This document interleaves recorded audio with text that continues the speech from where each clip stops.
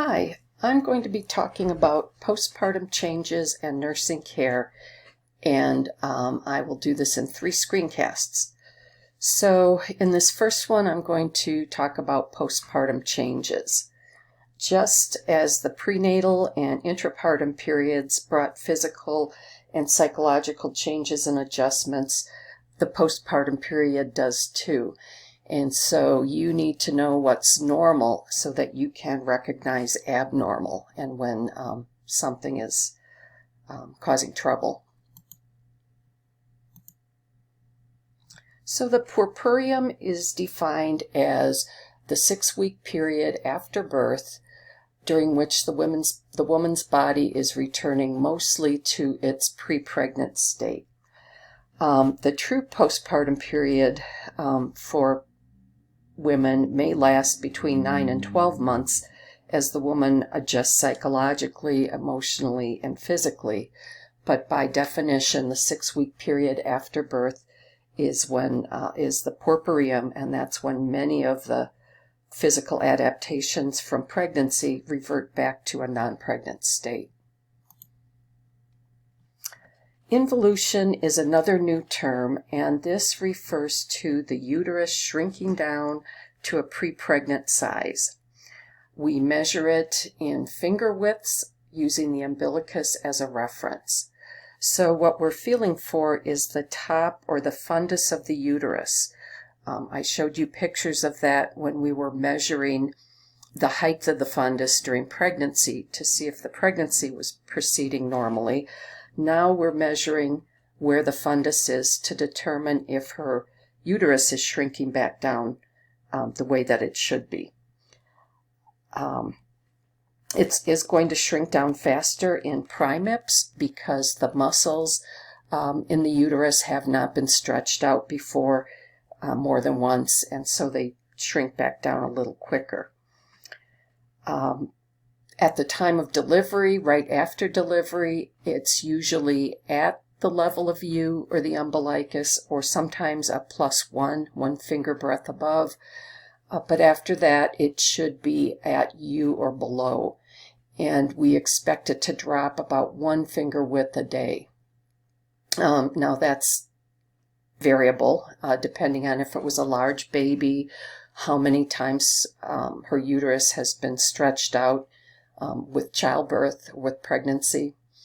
But if it's above U, or if it's higher than it has been, then that could be a sign that the uterus is filling up with blood or clots, or her bladder is full. So we want to watch for that. And by 10 days postpartum, usually her uterus has dropped down into the pelvis where we can't palpate it anymore. Another change is the discharge that she has.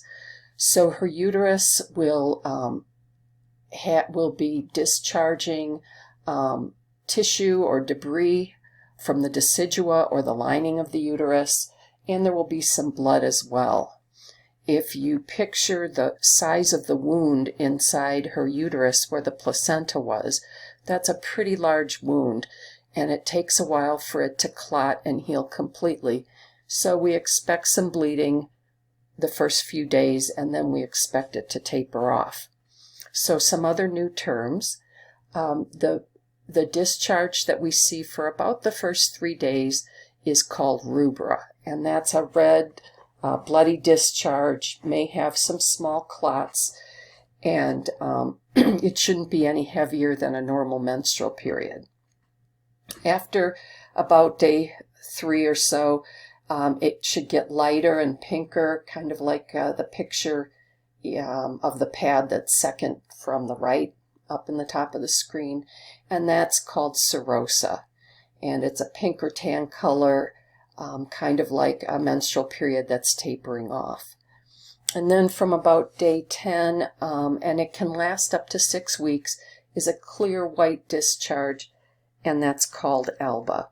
The menstrual period, the discharge, the lochia, shouldn't have an offensive odor, and should not have large clots, but we'll talk more about that in a little bit.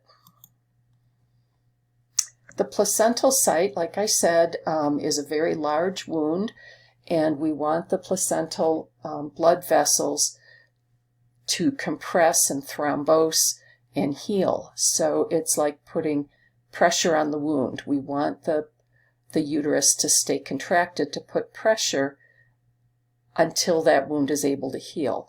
And it may not heal completely for up to 6 weeks. That doesn't mean her uterus is going to be contracting for 6 weeks. It simply means that she's got a greater risk of infection and discharge until the wound is completely healed. The cervix after delivery does not close completely right away. It's soft, it's flexible, it's still opened somewhat, and eventually that will close up and become firm again. However, the internal os of the cervix is not always as closed as it was prior to the first delivery, so it never really does close down completely. The vagina can be very edematous from the birth. The perineum may be very edematous. She may have sutures if she had any trauma, a laceration, or a episiotomy. And there may be bruising down there as well. Her endocrine system is going through a lot of changes. Many of the hormones came from the placenta, and once the placenta is gone, those hormone levels drop. One of the things we see is diuresis. She will put out a lot of urine, diaphoresis, and night sweats to get rid of the extra fluid from pregnancy. In addition, ovarian function also is affected by the change in hormones. So ovulation generally returns about 2 to 3 weeks after delivery if she's not breastfeeding. If she is breastfeeding, it happens later. Ovulation really depends on when the pituitary function returns. And the thing that's important with this is that ovulation often returns prior to menstruation.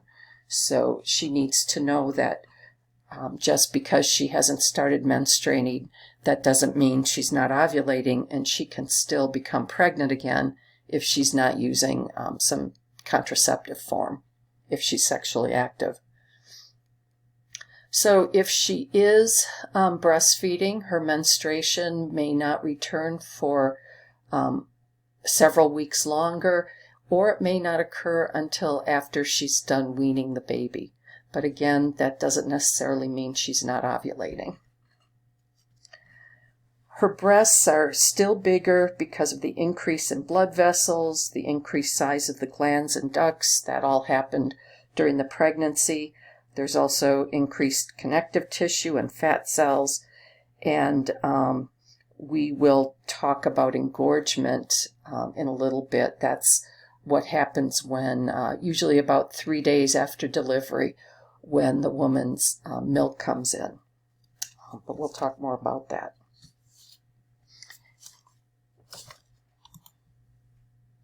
Her urinary changes in her urinary system. She is still at risk for urinary retention because of the slowing down of the smooth muscle, but also just the pressure from the birth process can decrease the sensation that she has. She may not feel like she has to void. And diuresis, as I mentioned, is normal. 12 to 24 hours postpartum, she may put out quite a bit of urine, so we want to make sure that she is urinating. Anesthesia can also decrease sensation, and so if she had a C-section or any epidural or intrathecal anesthesia could cause that as well. Other things that are contributing to the large amount of fluids that she has, that she is diuresing, are the oxytocin during labor, the large amounts of IV fluid. Once her placenta's gone, her levels of aldosterone drop, and so along with that, there's less sodium retention and fluid retention. And she's also reabsorbing all the extra blood volume that she had from pregnancy. So altogether, it can cause a large diuresis. So pregnancy and birth really do have a profound effect on the urinary system, and it can be lifelong for some women.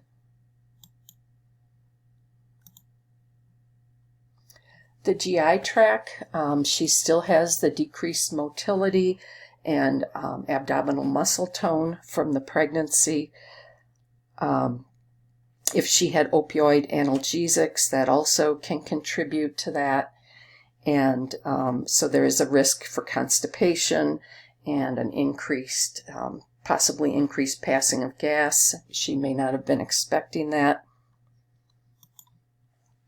Her circulatory system, she still for a while has the increased clotting factors and the relaxation of smooth muscles, leading to stasis of blood. So she's still at greater risk of thrombosis.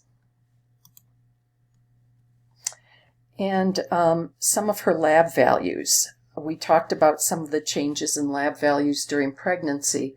Well, they don't reverse right away.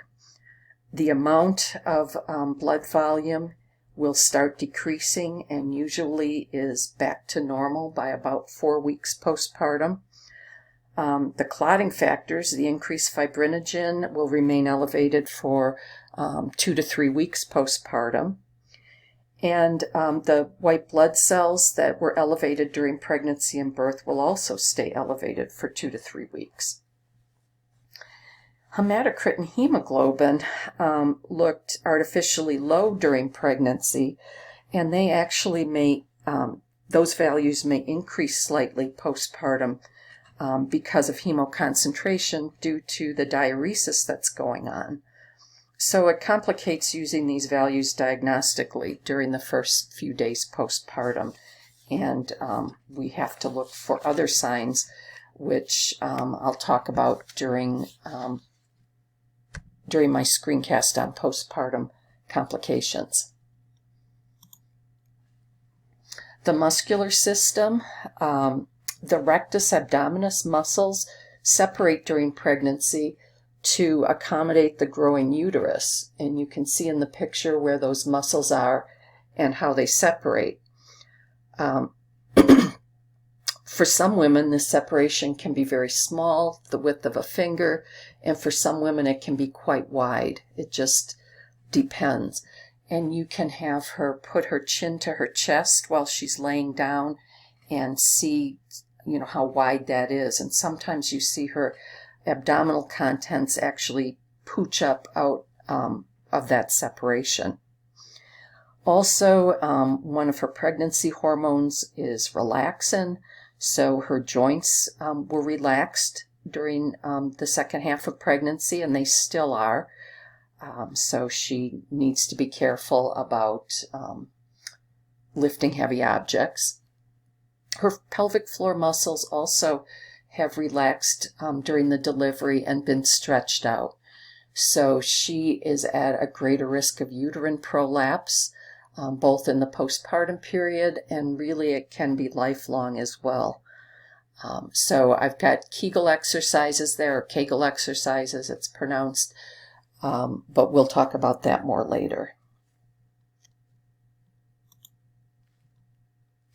Her vital signs, it's normal for her temperature to increase slightly in the first 24 hours, and also when her milk comes in, which is approximately day 3.